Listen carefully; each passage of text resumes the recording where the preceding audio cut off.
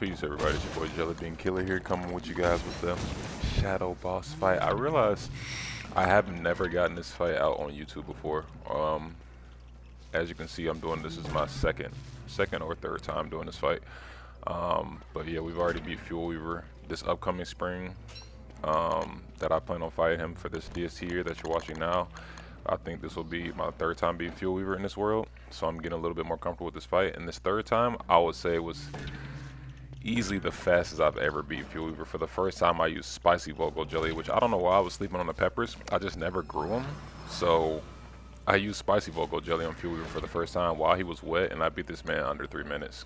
It was actually crazy. But you guys already know the power of Spicy Vocal Jelly. You know, I'm sure you could do it even faster with Wanda or Wolfgang, but I don't like to switch characters, so whatever character I start the world with, that's who I try to, you know, at least beat every boss legit. The only reason I give an exception with Fuel Weaver is because, you know, the inconsistencies with his controlling who you actually hit when you're in that fight and stuff. But as you can see, I got an arena built. This is my arena that I have for Antlion. This is where I fight Antlion at, but I use this arena to also fight the Eye of Terror, the twins, and also, as you can see, the Shadow Boss fight. Because, you know, the roll, the speed.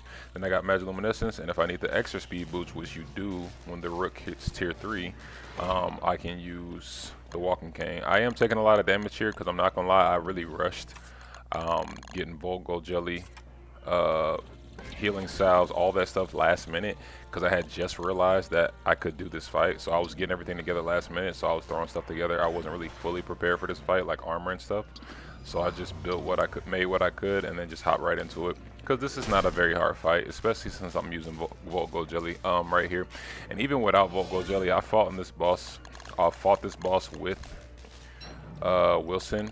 And even with Wilson, it just takes a little bit longer, but if you know how to kite, once you get past the knight and you get that what's it called, the one with the bats, I don't know why I'm not saying the same, the knight and the bishop, once you get past the bishop, get the bishop out the way, you really don't have to take any more hits for the rest of the fight. As you can see, you do have to have the Walking Cane out in order to dodge his moves. I know the switching can be a lot harder to do on console, but as you can see, I'm doing it okay right here.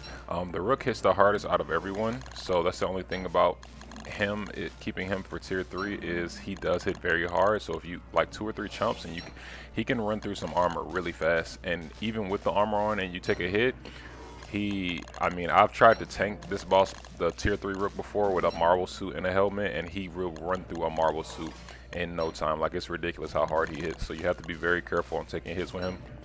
If you do plan on tanking with him, just make sure you have a couple marble suits on you if you feel just way more comfortable tanking. But yeah, this fight I feel like is one of the easier boss fights.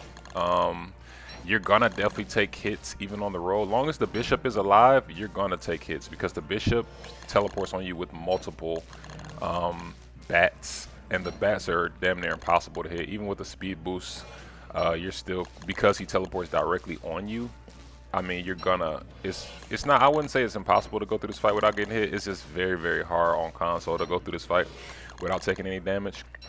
But if you get rid of the bishop first, it's definitely possible. Like, if you go bishop and then knight and then save the Rook for last, you can without a doubt probably go through it without taking hit. But the order that I go, which is knight, bishop, and Rook, and the bishop is tier 2, no, you're not gonna go through you're not gonna go through without taking hits from that bishop teleporting on you.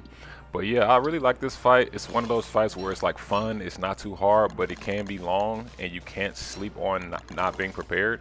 So if you go on with a lackluster amount of armor and healing, you can get in there and get destroyed. But yeah, man, Shadow Boss fight, I wanted to get that video up for you guys just in case anybody who doesn't know, you do have to beat this boss in order to fight Fuel Weaver.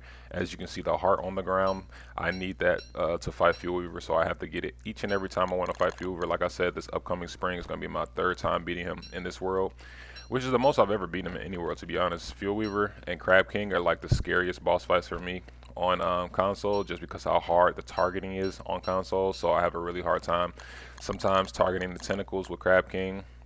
Not the tentacles, his arms, his little crab arms give me a hard time sometimes when I fight Crab King. I really wish I wanted to get the Crab King video up for you guys, because I beat him pretty quickly with Spicy Vocal Jelly, but the recording I had an error code come up when I tried to save the recording file for it. So when I beat him, I tried to save it, it wouldn't let me save it, and I was not about to roll back to try to get that video because it literally took me like 6 or 7 tries to beat Crab King. I'm not gonna lie to y'all, like it took me a minute because I haven't fought him in so long.